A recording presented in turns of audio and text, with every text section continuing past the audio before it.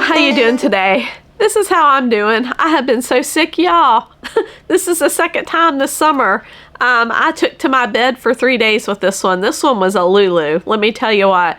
I had 103 temperature. I mean, I have been sick, y'all. But hence the theme of this video is not sickness, but multi-generational living, y'all. It wasn't our plan for retirement at all. We bought our house in West Virginia years ago, and that was our plan. We were moving to West Virginia, and that's where we were going to retire. However, when we sold our house last year, our kids reached out to us, my son and daughter-in-law. They have very demanding jobs, and they wanted to know, if Greg and I, if they purchased a house, if Greg and I would consider moving in and helping out with the kids. Not full-time childcare, they have that, but just to be close by to help when they needed something done, or, just to be close by. And me and Greg thought about it, and we prayed about it. And, we even talked to some of our kids, I'm sorry, to some of our friends. I'm sick, y'all, give me some grace here. But we talked to some of our friends, and they were like, no, y'all better not do that. You think hard about that one, And we did. We took their counsel, and in the end, we thought, you know what? The Lord calls us to be servants, y'all. And sometimes being a servant looks different for everybody. But for us, we thought, you know what? If the kids are asking, and we can be of some help, and that's what the Lord calls you to do. He calls you to be a servant. So you know what? We said yeah. And we moved in here. We're living, they bought a large house, and it has a full basement, like a walkout basement. And we've been slowly, it was already done. It was already finished, but we're finishing it more. We're making it nicer. We're added another full bath. We're adding a bedroom, just doing all kinds of things to it. It's really nice. It's actually bigger than our home in West Virginia. So it's very comfortable. Still working on the kitchen, still working on a lot of stuff, but Greg tinkers around here and there and does that type of thing. But the whole point of the video is, if you want to retire and you don't have the means necessarily to retire, a multi-generational setup could be something you could consider, and it might even be a benefit to your family. Doing that. I know myself growing up in Appalachia, the family bonds there are so tight, y'all, so tight. Throughout Greg and I's marriage, we've always had someone in our family living with us. My mama, my mom and dad, my sister, friends from West Virginia who were down on their luck and just needed a hand, a hand up, helping them to get a job and to get on their feet again. We always tried to help and be there, because that's how we were raised, y'all, that you help each other, and families they're important. And myself, when I grew up, my mama lived with us, and she was our caregiver mainly.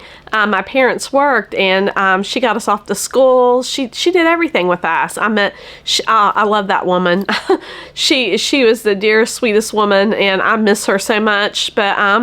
But I hope my grandkids think of their Nana the way I think of my mama, because she was just always there for us. It was such a special relationship me and my sister had with her. And then my great aunt also lived with us for a time.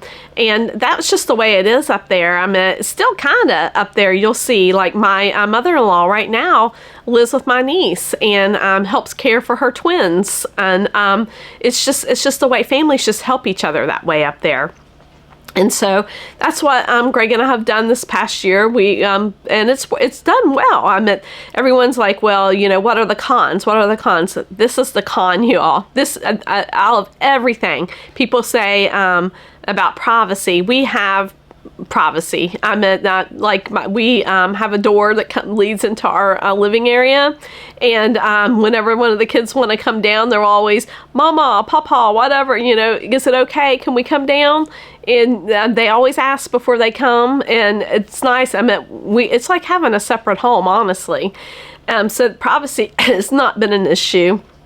The only downside to multi-generational living that I see, and I've read a lot other people think, but this is my personal take on it. The downside to me is this, being sick. I have been sicker this year than I have in the previous 10 years of my life, y'all. And this year alone, this summer, I've been sick twice already. My last one was a summer cold like 4 weeks ago, and I got through that one. But this one, I don't know what this one was, but it got me. It got me good. My littles, I call them my littles, they got sick, and when they're sick, y'all, I can't help but to hold them and love them and kiss them and try to comfort them because they feel so bad, and it just pulls at my heartstrings, and I have to love on them. And my friends are like, you need to take vitamins. You need to take your vitamin C, your D, your zinc. Y'all, I do all that. I take all them vitamins, but it don't matter when you have that baby up in your face and they're sneezing and coughing. I mean, there ain't enough vitamins in the world that are going to keep you from getting sick. And so, I just deal with it. And let me tell you what, for people who know me, they know this is true. I detest being sick. I'm the biggest germaphobe. So they're like, they can't believe that I am living like this and getting sick all the time, because they're like, you were the first person, to always stay away from anybody who was sick and all that. And that's true. All my years of working in the hospital, I practiced the good hygiene and washing the hands and doing all that. But it's out the door with grandbabies when they're sick, just like it was when my kids were little. I was sick all the time when they were little, because the same thing, when a kid's sick, you're their comforter, you got to be there for them. So it's just the way it is. But that's the only downside to multi-generational living that I can say. And even with me being sick, so many people care for me when you live like this. My daughter-in-law made me homemade chicken noodle soup. My son came and checked on me all the time. My grandkids came and checked on me. Greg took really good care of me too. I'm not gonna he's taken really good care of me. But so many hands, to help care for you when you're not feeling well. And the same thing with all the things going on here in our household. A lot of hands make a light workload. So whenever Greg and I have something big that needs to be done, my son and daughter-in-law and stuff will jump in and help us. When they have things that need to be done, we jump in and help them. It's like our garden. I'm having our big garden. With all of us working it, it was manageable. So and your life is just so much richer. And the Lord does call us to be servants, y'all, and having a servant's heart, so this is a way that you could serve your family and be of help to them. Because you know what? Someday soon, they're going to be taking care of us. Let's face it, someday soon, they will be taking care of us. So why shouldn't we just, continue to help and as much as we can while we're able to? I know some people say, well, I already raised my kids. I don't want to raise my grandkids. I'm not raising my grandkids, y'all. I'm just here for them. And oh my goodness, having my grandbabies come down here and eat supper with us and get to share them what they've done in their day, what went on at school that day, and just hearing their little stories. Oh my gosh, y'all, that's priceless. Priceless, I'm telling you.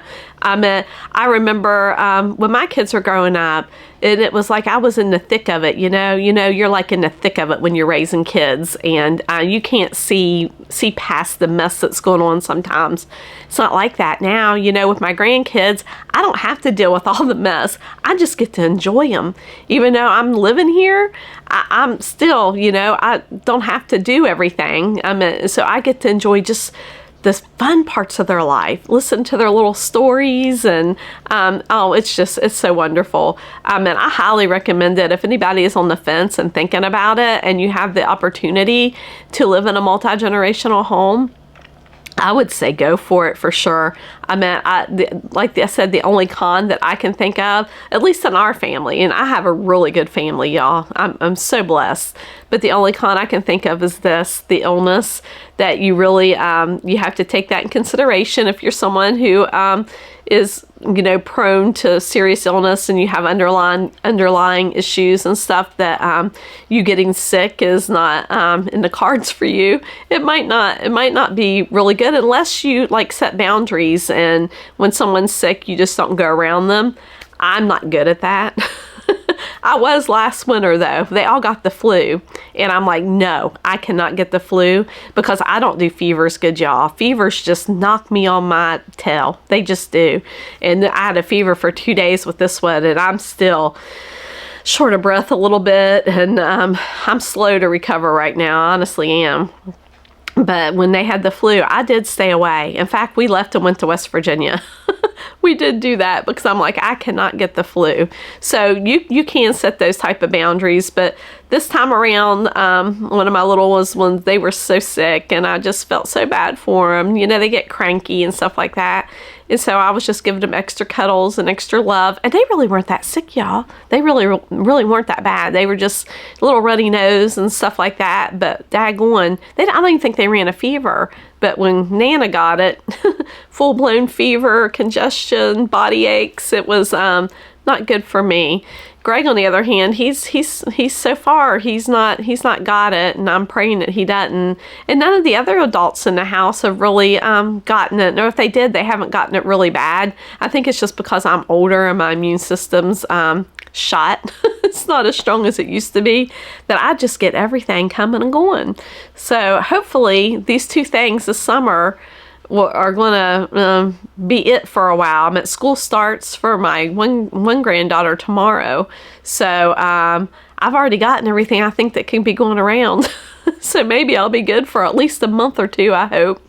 But anyway, I just wanted to make this video about the multi-generational living and tell you that it is a possibility, you know, a good possibility. Does that make sense, y'all?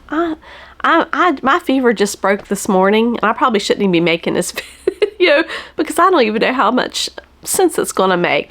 But what I meant to say is multi-generational living could be a good possibility for somebody. Does that make sense? I keep saying, does that make sense? To my ears, it don't make sense. But do you know what I'm saying? You know what I'm saying. It might be a good thing for anyone who's thinking about it, if it's an option for you. How about that? I'm not going to edit this video because I don't feel like it. So you're just going to have to give me some grace, like I said, on this. But anyway, if you're thinking about it, I'd say go for it. Honestly, if this video is speaking to you, there might be a reason if you're on the fence about it. But it's good. It's a good thing. It's a good thing. But anyway, I'm going to stop while I'm ahead. And I'm going to go lay down, get me some tea, and relax. I'll talk to you later. Thank you for bearing with me. Bye.